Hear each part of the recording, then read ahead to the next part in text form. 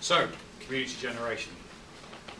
This is a graph of 1 year's energy consumption used by the UK as it's spread out on a weekly basis. And as you can see in the middle of the year here, which is around about the summer months, we use less electricity.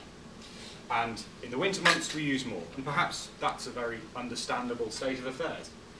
What we also see is, from this graph, where that energy is produced from. You may be interested to know that this yellow area here is coal. And this section down here is gas.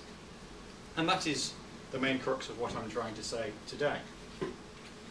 To look at it another way, 47% of our energy use comes from coal, and 25% comes from gas. And a lot of these energy sources are imported into the UK now.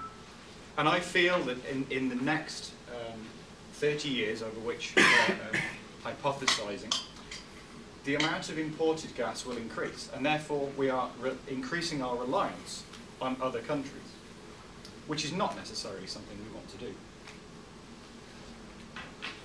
So what's the solution?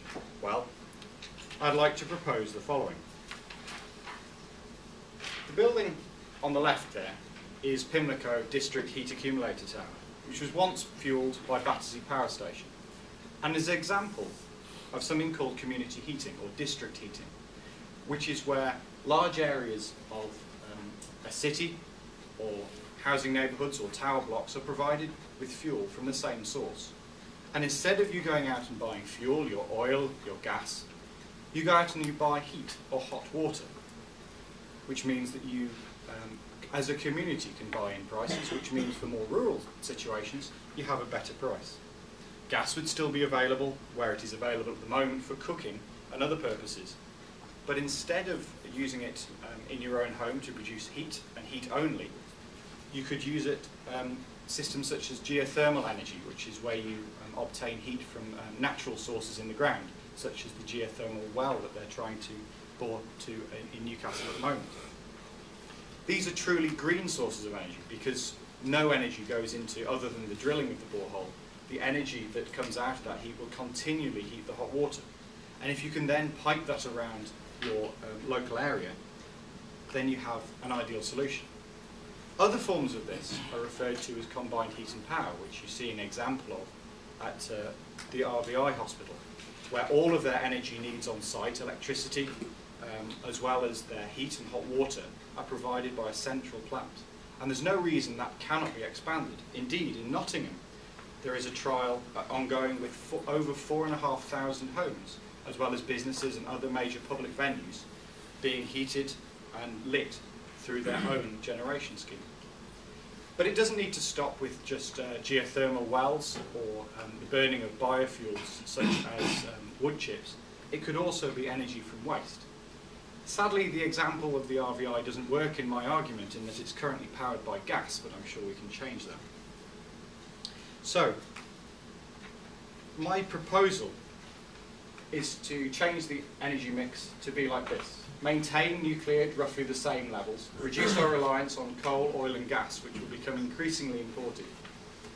Expect a ramp up in renewable sources of marine and wind, but also try and introduce savings where people are no longer needing to buy electricity to heat hot water or to top up hot water, but instead are able to buy their energy directly in the form from which they will use it.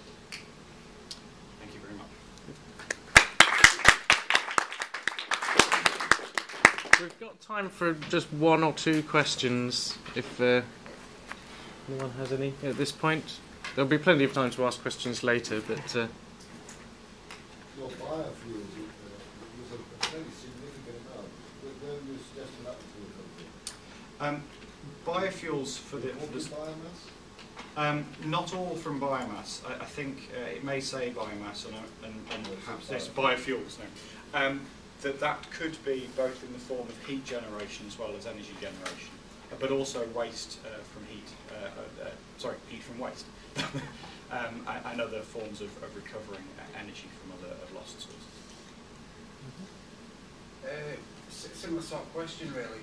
Have you not looked into like fuel from algae? I'll give you an example. I think Richard Branson's working on this, so good stuff. They were saying like the same energy density you get from like biomass, you need a country the size of France to sort of like fly the world's airline fleet. Whereas if you had algae, you'd need a pond the size of Belgium. So I'm a bit concerned with like lacking dynamic energies here. You know what I mean? Like increase the nuclear mix and stuff like that. And like wood chips, like why don't we go for a bit more high tech? Absolutely, yes. There's room for sources of energy which will, we hope, be discovered during that next 30-year period, as well as viable sources that are being researched at the moment. If we look purely into the northeast of England, then perhaps we would have difficulty finding somewhere to grow that amount of material, whereas we have large areas of natural woodland already around Kielder and other areas. So perhaps if we looked at the energy mix purely of the northeast of England, we may be better off than perhaps they would be in areas where there's large areas of open water. Although you could argue Kielder is also a large area of open water. The growth of algae. Okay. Well,